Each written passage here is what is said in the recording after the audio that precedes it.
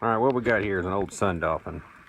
I bought it at Walmart when Walmart first started selling them for around 300, 350 bucks, something like that. I can tell it's dirty as heck. Had it sitting up for a while. But today I went ahead and did some new things to it. Installed the trolley system, which works really well. Slides back and forth easily. I put a different seat in it. It's from Kayak gear. It's like $110, I think. Got a little battery because I'm installing some lights. And what they are is some, I think I found them for like $8 or something like that on Amazon. And what it is these little silicone LED strips. They say completely waterproof.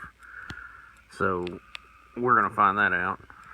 But I just put them in here. I haven't siliconed the little holes, but I did drill them at an angle back this way towards the front, so maybe water will hit here and just keep going.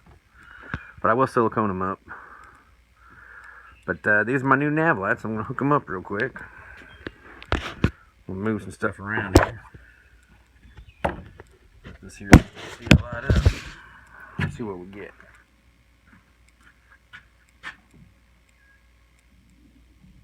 Alright, now they're on. Obviously, the right side, the green side. They're fairly bright.